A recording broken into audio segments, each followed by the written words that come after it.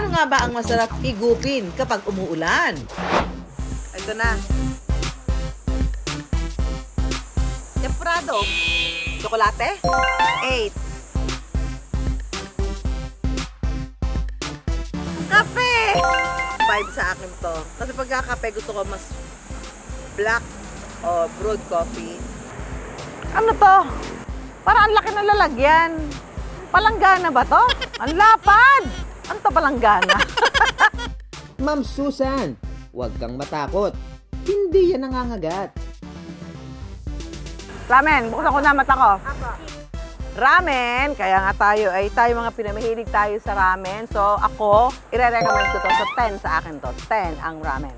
May pupuntahan ho tayong ramen house na pwedeng umapoy at masarap i-partner sa ice cream. Dadayo tayo sa isang kainan sa Quezon City na sala sa init, sala sa lamig. Ang pambato kasi nilang ramen, pwedeng hot or cold.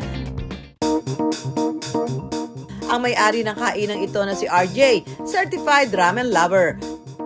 Nagpabalik-balik daw siya ng Japan para mahuli ang sarap ng authentic ramen. Habang nasa Japan kami, naisip namin, why not bring yung experience na-experience natin dito sa Japan, sa Philippines. Para authentic Japan vibes ang estilo ng pagkain ng ramen dito, Ichiran style o yung perfect for solo diner. Ang ramen mula sa salitang Chinese na lamien o pulled noodles at mas naging popular na noodle dish sa bansang Japan. Ang ramen kasi ang isa sa naging survival food ng mga Hapon noong katatapos lang ng World War II. Hindi siya product at hindi siya natural na pagkain ng mga Japanese. Pero bakit sumikat yung ramen sa Japan? Dahil nagkaroon ng kahirapan. Naging mahirap. Kailan nag-start yung kahirapan na yun?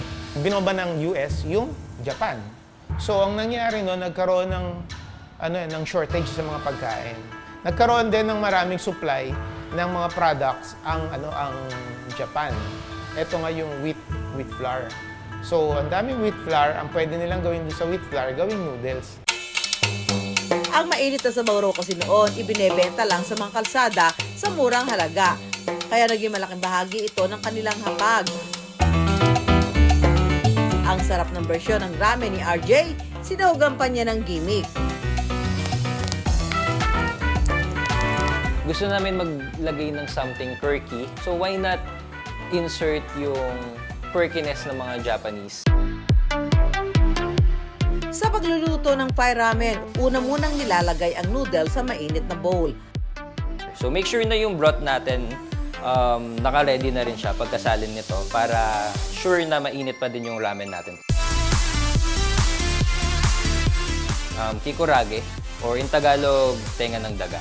Itatap natin itong leeks na may hinalong rayo beets and rayo oil. Egg natin, ajitsuke tomato. Then next natin itong sajang natin. Ito yung pork giniling. Lastly, sa mga toppings natin, maglagay tayo ng petchay. Para umaapoy ang ramen, ang panggatong ni RJ, vodka.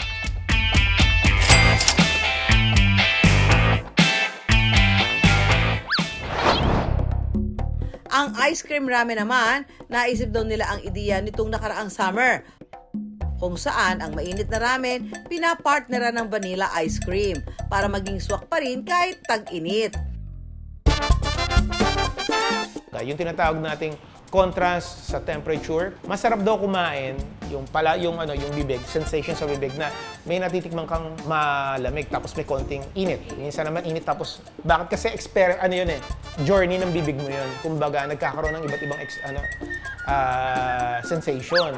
So unahin natin yung noodles na pinakuluan depende sa preference nyo, kung firm, soft. Ang stock o sabaw nito tinatawag na torigara o mas light ang flavor at nati kumpara sa Thai ramen. Next naman natin, ilagay natin tong leeks natin.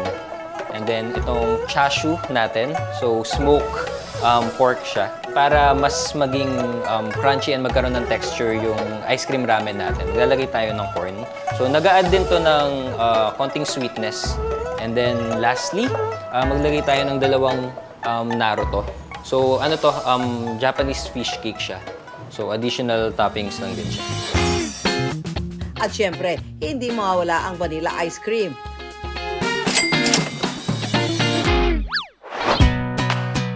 Ano naman ang masasabi niyo mga ka-wonder? Very rich in flavor. Tapos yun nga, true to its name, fire. So ito nga, pinapawisan pa ako hanggang ngayon. Okay nga, ubos lahat. Naubos namin yung good for 4 na order. Thank you. Babalik kami. Nalasahan ko po dito yung pinaka-vanilla ice cream. So, syempre medyo spicy to. Then vanilla yung ice cream. So, nag-complement yung pinaka-lasa niya. Sala sa init, sala sa lamig, nasa kumakain yan.